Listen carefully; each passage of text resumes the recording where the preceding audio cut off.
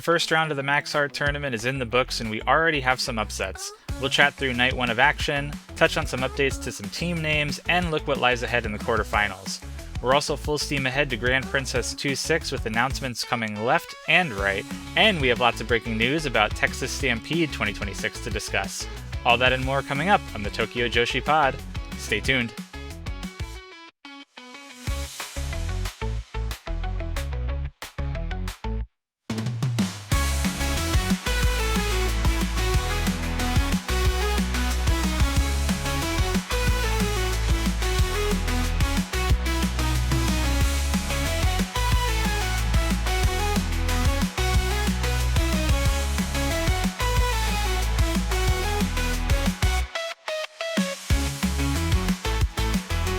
Hello to all you big children out there.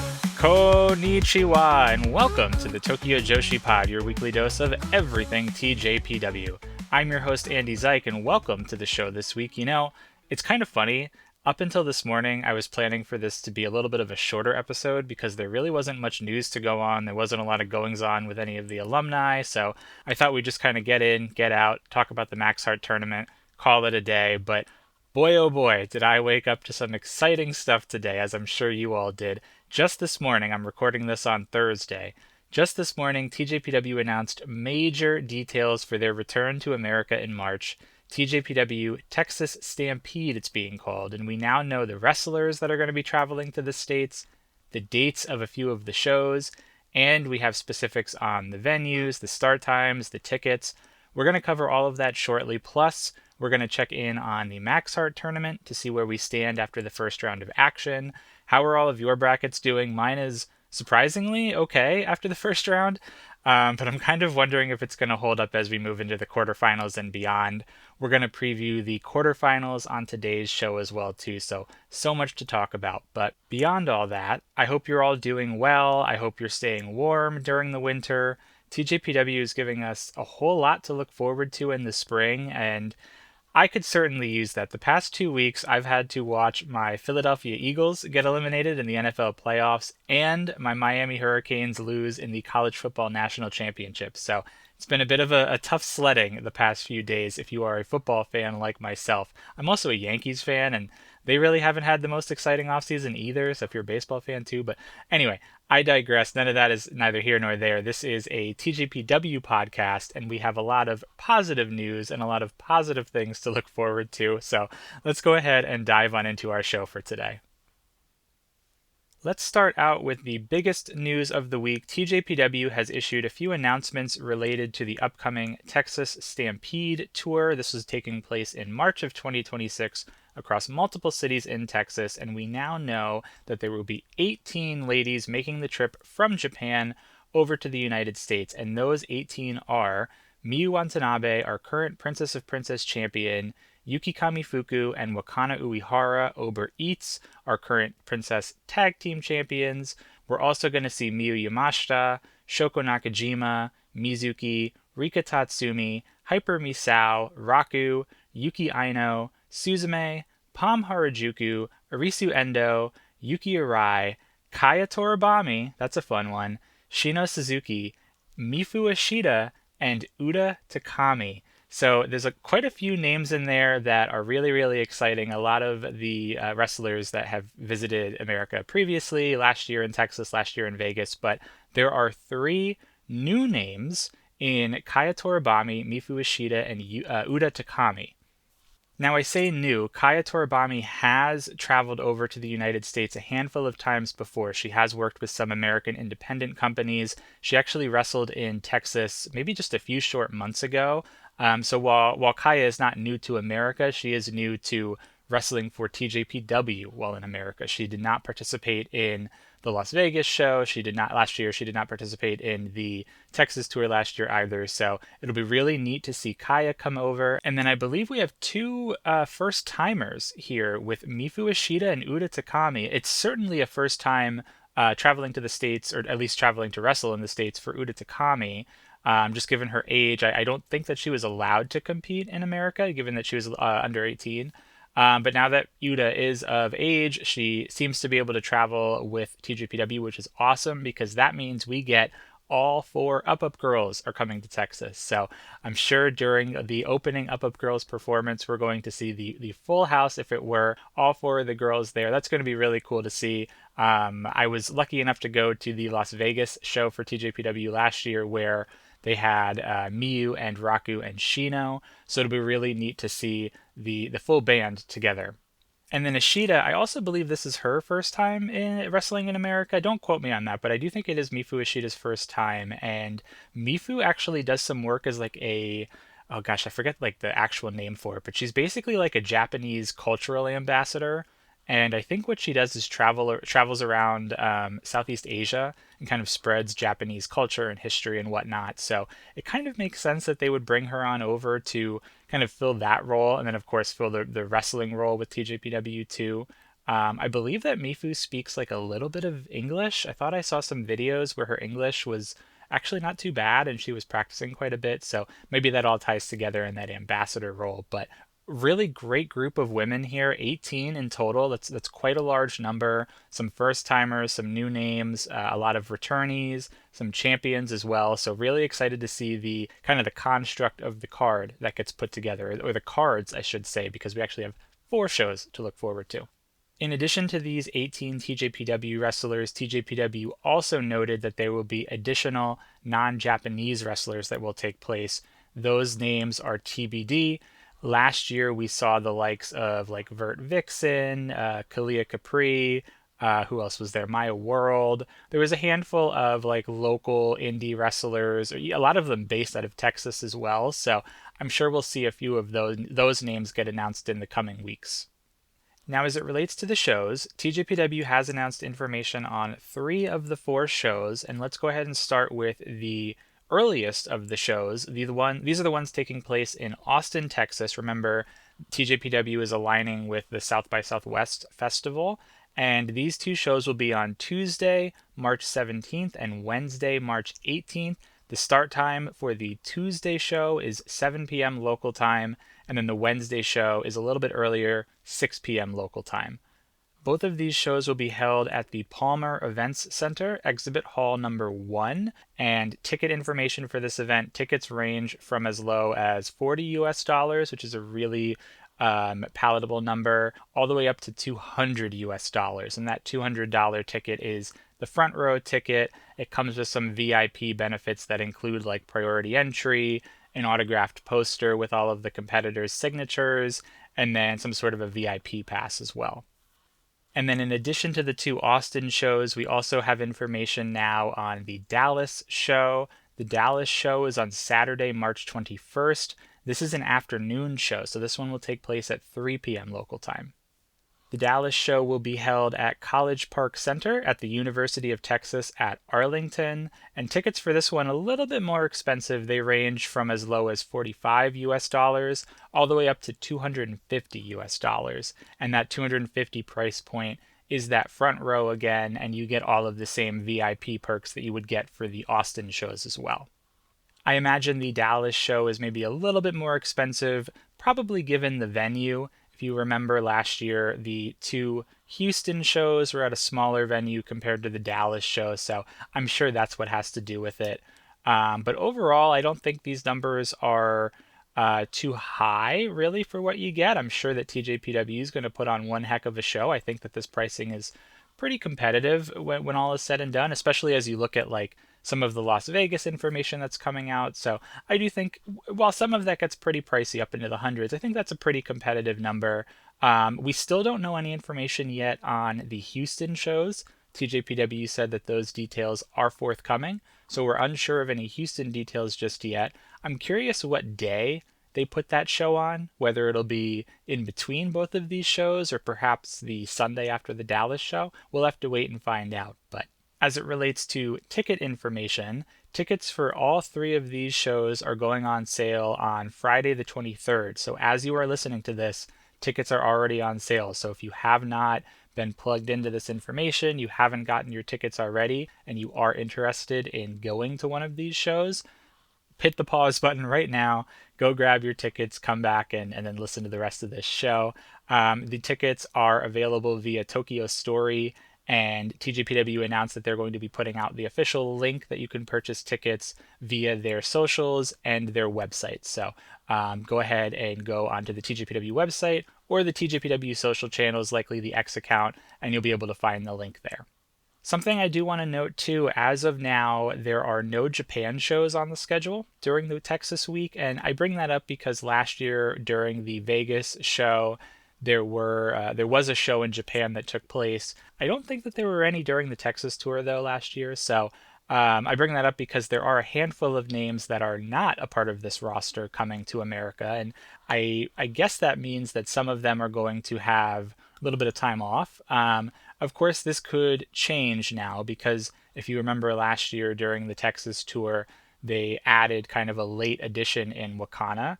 So maybe it's possible we get an additional talent or two added to this roster, but for now we have the 18. And the other thing I want to note is that March 17th is Miyu Yamashita's birthday. So Miyu Yamashita is going to be celebrating her birthday on the very first day of the Texas tour. So that's a little bit exciting too. I wonder if there's going to be anything special planned, or perhaps all of the fans in attendance can wish her a happy birthday as we kick off this Texas tour.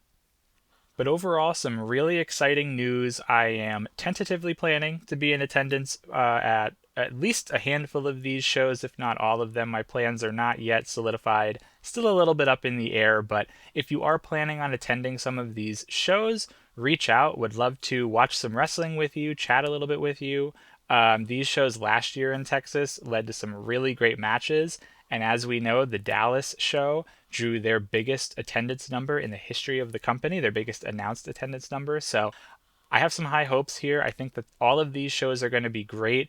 If you are trying to be a little bit strategic and a little bit frugal, especially if you're trying to go to Las Vegas the following month, I don't think you can go wrong with picking any city, any show. If you're unfamiliar with Texas, if you've never traveled to any of these cities, all of them have their own type of charm to them. You will get the quote unquote the Texas experience at any of them. So I don't think you can really go wrong if you have to make a decision between any of these shows. We do also have a little bit of news on the Japan side of things. There was a brief announcement earlier in the week for Grand Princess 2-6. TJPW announced yet another competitor will be joining the fray in Setup's Matcha. Matcha from Setup Thailand Pro Wrestling. I'm really excited about this. This is really happy to see Matcha get announced for this big show. If you haven't seen the TJPW Bangkok show with the main event of Miyu Watanabe defending her Princess of Princess title against Matcha, I highly encourage you to seek that one out. I think that match, that show as a whole, really flew under the radar a little bit, and that match is really underrated. I think Matcha and Miyu just had some really good chemistry. Both of them showed out. Matcha, I think, really came to play in that match. So I highly encourage you to check out that Bangkok show and that match, but I'm really excited to see Matcha join the fray here for Grand Princess. And really, despite all the news that we've gotten about the Texas Stampede tour and all of the news that we've gotten about Grand Princess, there is still so much more to come. Grand Princess, we only know two of the matches, and there are so many competitors that have been announced for this show. Lei Ying Lee, Aja Kong, Yuka Sakazaki, we know Yuka's match already, that tag team match with her husband, Konosuke Takeshita. Who else do we have? Matcha now, Andreza Giant Panda, Super Sasadongo Machine, who is the PR ambassador, Minimo-chan, the mascot from the Minimoni subgroup, that idol group, and Sari as well is going to be on this show. So there's still like so much news to come. While we didn't get too much news this week and most of it was focused on the exciting America tour, I am absolutely certain in the weeks to come the news is just going to keep flowing. We're going to keep getting announcements left and right for both of these shows, the Grand Princess show and the For America shows. Don't forget too that the Grand Princess show is like hot on the heels of that America tour. Once that America tour is over on the 22nd, Grand Princess is like a week, maybe 10 days afterwards. So March is gearing up to be quite a stacked month for TJPW. But before we get to March, though, we have to make our way through February. We have to actually finish January first, and what better way to do that than by talking about the current Max Heart tournament that's taking place. The Max Heart tournament, of course, kicked off just last weekend on Saturday, January 17th. It's going to run through February 14th. So this will be a nice appetizer, if you will, to that Grand Princess show, to that America tour as well. Come to think of it, I wonder if we'll get any like really cool preview tags at that America show leading into Grand Princess. That would be really cool. Anyway, the Max Heart tournament, the first night of the Max Heart tournament took place Saturday, January 17th from the Yokohama Radiant Hall, basically like a small hall, a small venue that they held this show in. This was live on Wrestle Universe, and it was actually quite a short one. It was just under 2 hours. No absences, which was great to see, and attendance, quite a strong number. 273 folks were in attendance for this one, which TJPW did call a sellout. TJPW was at the Yokohama Radiant Hall twice in 2025, March and July, and the attendance figures for those two shows were 258 and then 273 respectively. So right within that same range, right around that sellout capacity. We opened up with Rise Shirai going over the opening remarks and the house rules. The Up girls came out. They performed Kawatsuyo Challenger. And then we got right into the action with a 6-woman tag match. Prism Greed teamed with Mihiro Kiryu to take on Daisy Monkey and recently debuted Shion Kanzaki. I want to note on the entrances that Shion has a nickname, but I can't quite make it out when Rise Shirai announces it, so I'll have to do a little bit of research. But Shion does have a nickname that's being announced when she gets announced for her matches, I should say. And then something else I want to note here is that we had Fumirin refereeing this match, and while any other day that might be pretty normal, but on this day, Saturday the 17th, it was Fumirin's birthday. So Fumirin was put to work on her birthday. No rest for the wicked, right? It was really nice to see that the crowd gave her a pretty nice shout out, though, when she was announced as the referee in the opening match. A lot of people were giving her a nice call, and I imagine they were wishing her a happy birthday. So a nice moment from the crowd there at Yokohama. We get kicks at the handshakes to start this one out. Everyone tries rolling up Mihiro, of course, trying to get their hands on that Iron Man title. She does fight back a little bit. She delivers her apology, and then her team begins to just beat up on Shion. Arisu tags in, quickens up the pace a little bit. She has a really nice exchange with Mihiro, surprisingly, a nice kind of contrast of speed and power. Suzume and Haru Kazushiro come in as well. They do a really nice back and forth of some mat wrestling. And then towards the end, we get a really nice tag team exchange between Daisy Monkey and Prism Greed. And I wrote down a note like maybe that's a prelude of something to come in the semifinals of the tournament. We'll have to see how that works out. But really nice tag action within this 6-woman tag team match. Ultimately, Yuki Aino picks up the win for her team by pinning Shion with the Venus DDT in 11 minutes and 30 seconds. Second match on the card, yet another 6-woman tag team match. Daydream teamed with a special guest, Sarah Phoenix from Chile, and those three ladies took on Uber Eats and Toga. Uber Eats, interestingly enough, entered to Kamiyu's music. Thought that was a little bit curious just because I know they have their own theme song, the Uber Eats theme song, but they did come out to Kamiyu's music, and this match gets underway with Toga and Miyu Watanabe starting us off. Sarah Phoenix quickly comes in and tags her way in. She looked real impressive in this match, Sarah Phoenix. We do get the Daydream double elbow drop early on in this match as well, which it's been a minute since we've seen that. Daydream hasn't really tagged together in quite a while, but they looked like they haven't missed a beat. The two of them were so fluid together, Miyu and Rika. They were hitting some like really, really terrific moves throughout the entirety of this match. Uber Eats eventually goes on the attack against Tatsumi. They have a really nice double submission move, but Rika is able to fight back a little bit against Wakana. We get some nice pairings between Miyu Watanabe and Wakana. Miyu and Toga had a really nice exchange.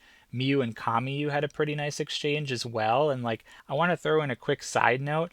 I would love to see Kamiyu challenge for the Princess of Princess title. Perhaps that's like a nice, I don't want to say filler defense for Miyu, but that could be one heck of a defense for Miyu and one heck of a match for the two of these women. I would imagine it would have to come, once Kamiyu gets moved out of the tag team championship picture, but I think that would be a really cool match to see. I don't think Kamiyu has ever challenged for the Princess of Princess title before. I might be wrong about that, but I do know that she held the International Princess title for quite a while, and of course she is our current Princess Tag Champion. But that would be a heck of a match. Book it, please. Miyu Watanabe versus Kamiyu for the Princess of Princess title. This is a six-woman tag team match, so you know what's coming. Things are gonna break down. Daydream hits this like insane maneuver. I'm really not like well versed on the like technical move names for wrestling, so I might call this the wrong thing. But it was like this. The best way I can describe it is that Rika did like a front flip, and then Miyu grabbed her legs, but she was in this like reverse Alabama slam over Miyu's shoulders, and then Miyu like pulled her up and over her shoulders and slammed her stomach first down onto the opponent. It looked awesome, and they did it a lot more fluidly than I'm describing it. So I would just recommend you go check it out. But really crazy move that was hit on both Wakana and Toga. This match, though, boils down to Kamiyu picking up the win for her team. She pinned Sarah Phoenix with a Famouser in 11 minutes and 4 seconds. After this was over, Sarah was like holding her nose or her mouth. I wonder if she like forgot to turn her head on the Famouser. I couldn't quite make out if she was bleeding or not, or maybe she was just selling really well. But that aside, Sarah Phoenix looked absolutely terrific here. Like I said, she was on the tour that TJPW did in early 2025 in Chile, and I'd be lying if I say I really remembered anything about her on that tour. Not for good or for bad. It's been so long, but really pleasantly surprised with what she came to show in this match. And as I was watching this, I think I sent out a tweet as I was watching this too, but I was like, oh my God, I would love to see Sarah with her kind of like lucha inspired background wrestle one on one in a singles match against Shoko Nakajima. That would be incredible. And then lo and behold, that gets announced like 2 days later. We'll talk about that in a minute, but I'm really looking forward to that. After those two six-woman tag matches are out of the way, it was time to get started with the Max Heart Tournament opening round. And in our first round of the tournament, we kicked off with the team of Chika Nanase and Kira Summer taking on the team of Mizuki and Uda Takami. Mizuki and Uda came out to Mizuki's music, which is probably as to be expected, and then Chika and Kira entered to Kira's music. Mizuki was really corrupting Uda right from the get-go here. They kick at the handshakes, very typical Mizuki move. Actually, I guess technically Mizuki sometimes doesn't even shake hands. So she's really corrupting Uda here from the get-go. We immediately get a flurry of moves and some trickery from the two of them. Chika and Kira briefly use some of their power-based offense to take control of this match, but Mizuki, being kind of the seasoned veteran that she is, keeps trying to swing the momentum back to her team. But Chika and Kira just were really proving to be too strong. Uda comes in, tries to give it a go, swing that momentum back, but Uda, even smaller than Mizuki, has some pretty limited success. Uda and Mizuki eventually realize that they need to start working together to have any success against this powerful duo, so they begin double teaming Kira and Chika. That strategy does prove successful as Uda is able to submit Chika with the koala clutch in 9 minutes and 42 seconds. With that victory, Uda and Mizuki will move on to face Prism Greed in the quarterfinals. After this match is over, Chika started sobbing uncontrollably, almost immediately. It was really surprising to see Chika have such a visceral reaction to this loss.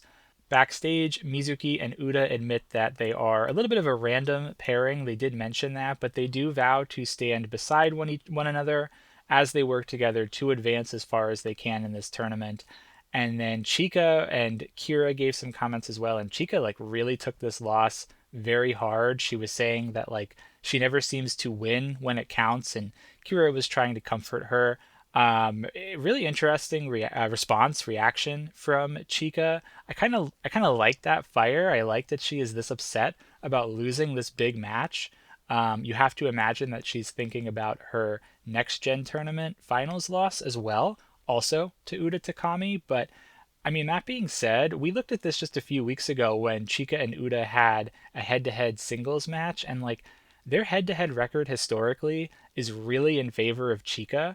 Maybe Chica doesn't notice that, but Chica does have this weird dominance over Uda in singles matches. So I think Chica isn't giving herself enough credit here. I think she is kind of at the table ready to play. And while it does make sense that some of these tournament matches she isn't as successful, but it's a part of growth, right? Sometimes you have to fail to pick yourself back up and grow even more. So I'm sure that Chica will be winning some major matches in the near future. Kira as well. I'm sure Kira have been really showing some terrific stuff of late. So Chica took this one a little bit hard, but I think that there's only one way to go, and that's up.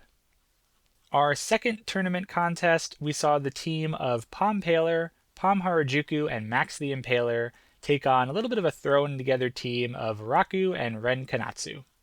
Palm Paler come out to Max's music, and Raku and Ren enter to Raku's music. I thought that the team of Raku and Ren could have called themselves Team Sheep and Sleep or Sleep and Sheep. I thought that was like right there for the taking. But yeah, what do I know? Raku and Ren, as they start this match out, are like very naturally terrified of getting in the ring to face Max. Surprisingly enough, we get handshakes. I was really surprised that Max shook hands, and the way that the handshakes were divvied up, Raku shook Palm's hand, Ren surprisingly shook Max's hand. Raku, though, got a little too close to Palm, and Max had to step over there, break up that love affair real quick. Palm starts this match off for her team. She actually was like involuntarily thrown into the competition by her partner. That's how we got started here. We do get a very early Den Den Daiko. We also get pretty early Oyasumi Express once Raku is able to turn the tide a little bit. We see a lot of sheep plushie attacks. That's the best way I could describe it. We also see a lot of mocking Max, which I don't think is a very smart strategy, but Raku and Ren were all up in their face for quite a while, and I don't think you want to do that to Max. Max finally gets in the ring. Raku tries to use her pillow against Max, but that is quickly tossed aside. Raku starts spamming these chops, but Max is not budging at all. Raku is able to nail the sling blade. Looked really cool against a bigger competitor like Max, and she quickly hits a tag over to Ren Kanatsu, and poor Ren Kanatsu, because you could tell she was not prepared to get in the ring to take on Max. Max, of course, tries to go for the sheep keychain, but Raku and Ren are somehow able to get a brief advantage within this match. It's short-lived, however, though. Palm Paler is able to hit the what I call the Lafayette Harajuku Cannonball. I don't know if that's the official name of the move, but it's where Palm goes for the Lafayette Harajuku on her own partner, on Max, and then Max does a cannonball into the corner. It's a really cool move. I quite frankly forgot about it, and I was really excited when they busted it out, and I was like, oh my god, we haven't seen that in so long. Super cool stuff. Max is able to pick up the victory for their team, pinning Ren Kanatsu with a lariat, a really stiff-looking lariat, in 6 minutes and 37 seconds. Palm Paler will move on to face the team of Daydream, Miyu Watanabe, and Rika Tatsumi in the quarterfinals. After this match is over, we did get a little bit of shenanigans. Max stole Ren's sheep keychain. Good luck getting that back, Ren. I hope you have a second sheep keychain somewhere, because I don't think you're seeing that one anytime soon. Backstage, Raku and Ren vow to get stronger by sleeping more.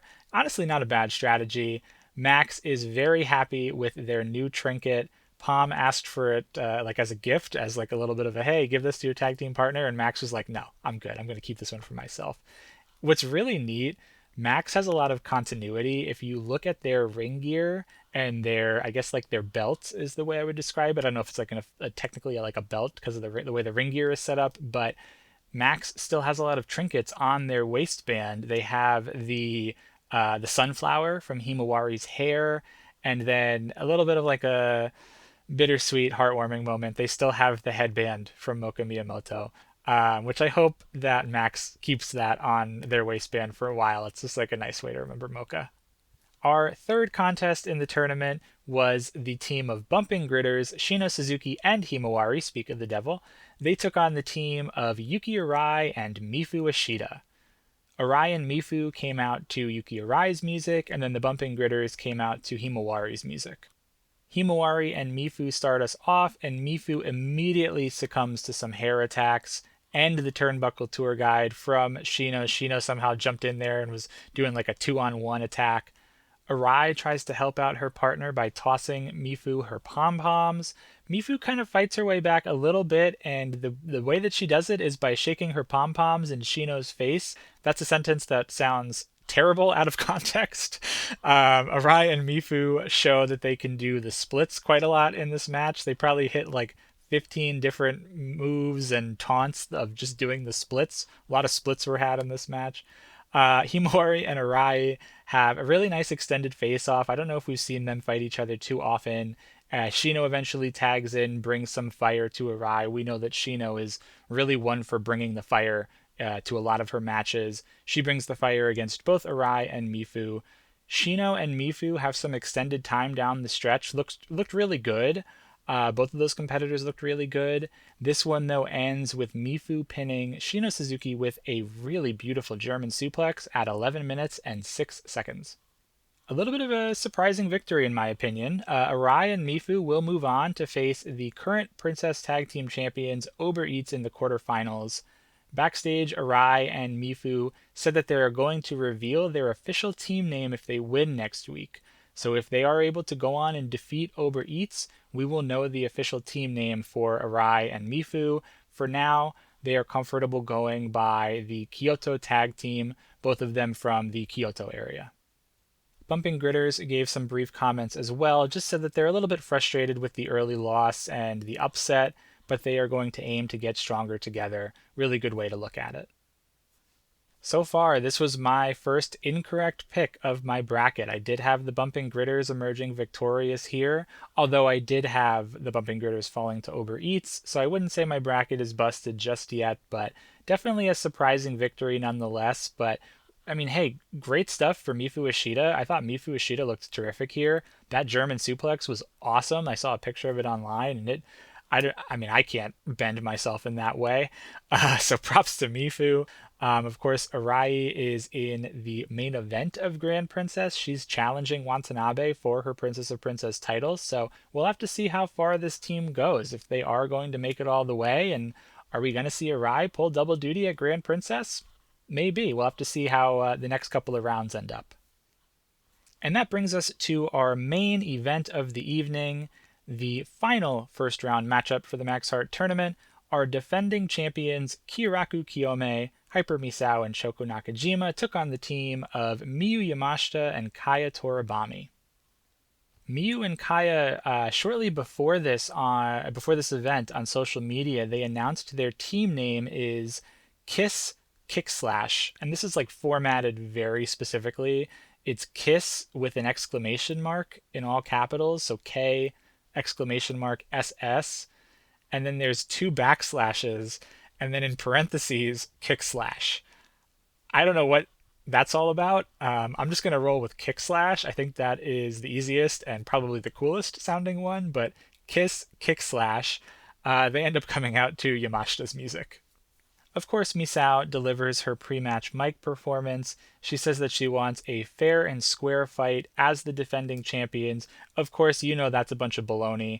They go for handshakes at the beginning, but it is just a ruse. They try to kick their opponents Kick Slash in the stomachs, but Kick Slash able to catch those kicks. They are the masters of the kicks, but they do get some cold spray for good measure, and that gets us started here. Nakajima and Toribami kick us off with some high-speed action. Misao tags in pretty early and at one point counts a pinfall. I don't really know what that was all about. It was really random, but it was kind of funny. Kaya thought that it was Kiso who counted the 3 count. And Kiso was like, no, it wasn't me. I didn't count 3. It was not, I didn't pin you. So that was just a random moment, but a funny one. Kaya and Shoko have a second really nice looking exchange. Yamashita tags in, and her and Shoko just put on an absolute clinic. I mean, you get two of the best competitors within TJPW, probably two of the best competitors in wrestling, period. I'll go as far to say that. And they look tremendous. We get a little bit of some high-speed tag action from Yamashita and Toribami. They're really starting to look pretty fluid together now. I remember when they first came together, they were kind of figuring things out. Toribami was trying to learn a little bit under the wing of Yamashita, no pun intended. But now they look really good together. They got their tag team moves down. Toribami looks really good. Yamashita, of course, looks really good. Misao is able to briefly fight back for her team, though, a little bit. Toribami goes for the Sento Choryu, but it is stopped by a 619 from Shoko. Really, really creative variation of that 619. As Toribami was going for her springboard off the middle rope, Shoko hit the 619 right on her shins. Sounds really painful, but some really creative stuff there. That's when things like really started to break down. Kaya was like flying all over the place. Misao locks in a chicken wing face lock. Yamashita is like kicking people left and right. At one point, Shoko hits a diving senton on Yamashita on the apron, which was just like wild to see. All of this insanity boils down to Kaya and Hyper Misao in the ring. They struggle back and forth between the birdcage and the chicken wing face lock. Misao tries to go for a La Magistral cradle, but it is quickly countered into a pin from Kaya Toribami, who picks up the win for her team, upsetting the defending tournament champions. And Kaya Toribami and Miyu Yamashita Kick Slash win this one in 14 minutes and 33 seconds. Huge victory for Kick Slash. They have no time to rest, though. They are moving on into the quarterfinals to face Daisy Monkey. After the match, Kick Slash say that this is just the beginning for their team. They close out the show for us. Backstage, they reiterate that same sentiment. This is just the beginning. We are just getting started. Yamashita had a lot of praise for Toribami, and then they started to discuss their team name. So we get a little bit of an idea of where this Kiss Kick Slash team name is coming from. As we know, both of them love kicking. That is a big part of their offense. So from their mutual love of kicking, that is where Kick Slash comes from, at least the kick part of it. And then the slash part of it has something to do with wanting to, quote, carve a path forward by, quote, slicing through their opponents. So kicking and slashing, slicing, right? That's kind of the vibe we're going for here. They basically want to slice through their opponents with kicks or slash through their opponents with kicks. I think it's a really cool name. It makes a little bit more sense to me on paper than something like Bumping Gritters. Sorry, Bumping Gritters. Even Prism Greed. All of the names sound pretty cool, but Kick Slash I think is probably like one of the cooler sounding ones, I would have to say. As it relates to the Kiss part of it, that apparently is just an acronym of some sort, the KISS, the K exclamation point SS. They were pretty adamant to not call them Kiss. They did not want to be called Kiss. They wanted to be called Kick Slash, which I'm like, why would you have Kiss in the name then? I don't know. But they were very adamant. Don't call them Kiss, call them Kick Slash. Kiraku Kiyome also gave a few comments after the match. They were pretty shocked at their loss, but they said that they do want to challenge for the Princess Tag Team belts again at some point down the line. They also said they have their eyes on Kick Slash's IWA belts. That's really interesting. I wonder if we'll see a challenge somewhere along the lines there, although I would say that Kiraku Kiyome likely has to find some way to qualify for a matchup of that sort, especially given that they lost to those current champions. Overall, though, really hot start to the tournament. I thought all four of the tournament matches were really, really good. Even the 2 6-woman tags were pretty enjoyable as well. Surprisingly short show, under 2 hours. I thought that given, the opening round of the tournament, we'd see something closer to like 2.5 hours. But, I'm not complaining. If you want a tight show with good wrestling top to bottom, look no further than this night one. And it really got me excited for the quarterfinals. So that model, that Kawaii Dream Strong pro wrestling that makes you look forward to tomorrow, I'm looking forward to tomorrow. I'm looking forward to the quarterfinals of the Max Heart tournament. And that's actually a great segue because night 2 of the Max Heart Tournament 6 will be taking place on Sunday, January 25th from the Ryogoku KFC Hall.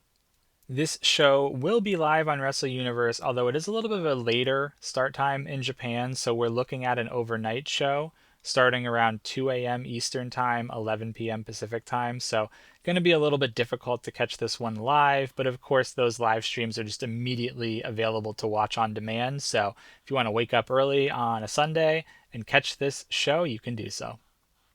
In addition to all of the tag action that we're going to be seeing, Super Sasadongo Machine will be appearing at this show. Super Sasadongo Machine is our PR ambassador for Grand Princess 26, so I imagine he will come with his presentation prepared about maybe the success of the tickets or the match, the way that the matches are shaping up to be, at least the two that we know about. Perhaps Super Sasadango Machine will also introduce a new match for us. One can hope. I am firmly, I firmly believe that Super Sasadango Machine will be wrestling at Grand Princess. It hasn't been announced. All that's been announced is he is the PR ambassador, and he's been like appearing online and doing some like random videos and different, comical but informative bits. Basically his character. But here's hoping we get a Super Sasadango match at Grand Princess.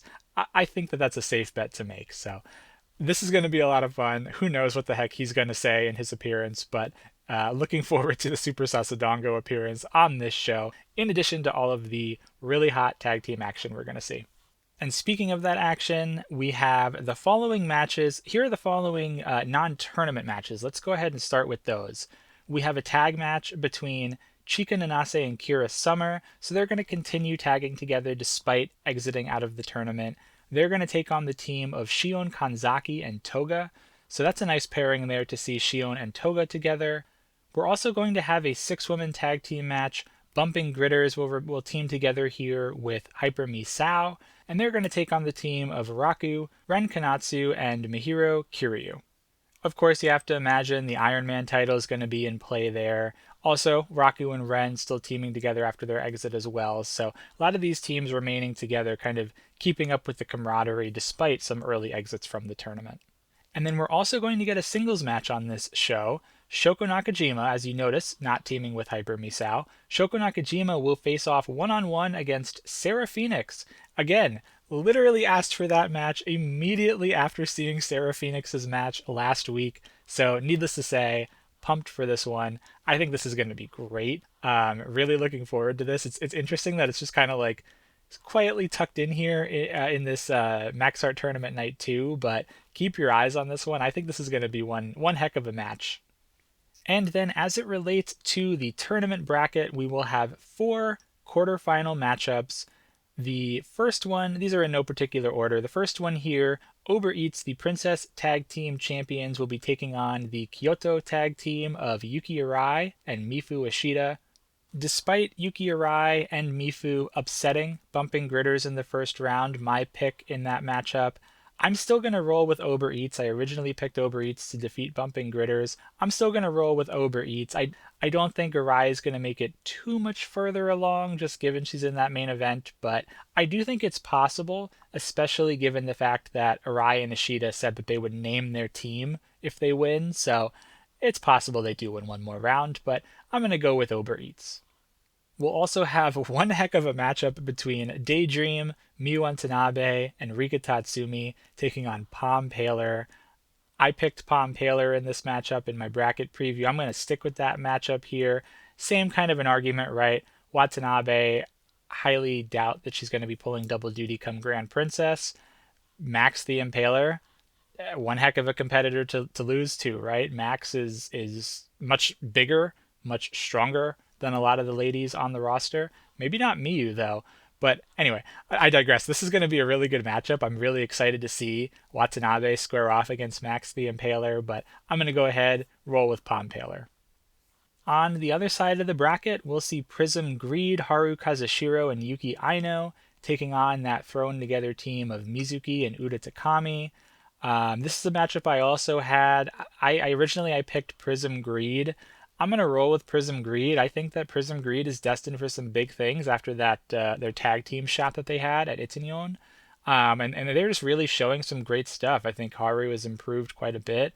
I know, of course, great after her, she had that Princess of Princess Championship match back in the fall, and then had the Itinyon Tag Team Championship match. So I'm going to roll with Prism Greed here over that thrown together team of Mizuki and Uda. And then our final of the 4 matches, boy, another heck of a match here. Daisy Monkey, Suzume, and Arisu Endo will team together. They're going to go up against Kick Slash, Kaya Toribami, and Miyu Yamashita. I made the hot pick that Kick Slash was going to dethrone Daisy Monkey here in this quarterfinals matchup. I'm going to roll with that. I think that Kick Slash is destined for big things. They were in that main event of the previous show that we just talked about. They closed out that show. I wouldn't be surprised if this is the main event of night 2, putting this team back to back. Regardless of who wins, one heck of a matchup here. I think the Uber Eats and the Kyoto tag match is going to be great. Daydream Pompeiler is going to be really all four of these quarterfinal matchups are going to be great. And then on top of that, you have this really tasty looking singles match between Sarah Phoenix and Shoko Nakajima. I think this show is going to be pretty good. It's a bummer that it is overnight for us here in the States, so it's going to be a tough one to watch live, but I'm looking forward to waking up on Sunday and catching all of this action, seeing where we net out and who's going to be the final four in the Max Art tournament. Shifting gears into the graduates and the excursions, it's a little bit of a lighter note on the graduate side of things. The alumni of TJPW haven't been up to much in the last week, so we'll skip over that section, but there are a couple of upcoming excursions that I want to mention. That both of these got announced just recently. On February 26th, so about a month away, a little more than a month away, Set Up Thailand Pro Wrestling is going to hold their latest show, episode 26 of Set Up Thailand Pro Wrestling. This one will be in Thailand. It will not be held in Japan, but Kickslash will be taking that trip over to defend their IWA Japan Set Up World Tag titles. We don't know who their opponents are. Interesting that Kiraku Kiyome did float the idea of challenging. Maybe they'll join them here as well. But it is worth noting that with this announcement, TJPW said that Yamashita and Toribami will be missing a show or two. So I can't imagine that TJPW wants to send too many of their roster members over just to lose out on too many. So perhaps this will be a Thailand tag team or just another Southeast Asia tag team. But nonetheless, February 26th, Kickslash will be in setup. And then on April 11th, so well in advance here, but this one was just announced, Gaisen Sakura Pro Wrestling. Yuki Aino is going to be participating on this show. From what I understand, Yuki's sister, Nodoka Tenma, is either putting this show on or is connected to it in some way. She was the one promoting it. So it's fun to see that she has booked her sister for this show. So again, February 26th, the Set Up Thailand show, Kickslash, and then April 11th, Gaisen Sakura Pro Wrestling. Yuki Aino is going to be participating on that one. And that will just about bring us to the end of this week's episode of the Tokyo Joshi Pod. A little bit of a shorter one after all, but nonetheless, let's grab our cold spray and our ice packs because on next week's show, we'll review the quarterfinals of the Max Hard tournament. Who's going to be in our final four? I'm really excited to find out. We'll also preview Night 3, which will be happening on January 31st, and gear up for a busy February with the Max Heart Finals, and Shoko Nakajima's Homecoming show is also upcoming as well. I hope you enjoyed the show. If you did, you can subscribe wherever you get your podcasts so you don't miss any future episodes. You can follow us at Tokyo Joshi Pod on Instagram, TikTok, and X. If you want to email the show, tokyojoshipod@gmail.com. But above all else, remember to keep your hearts burning, stay magical, my friends, and we'll see you next week on the Tokyo Joshi Pod.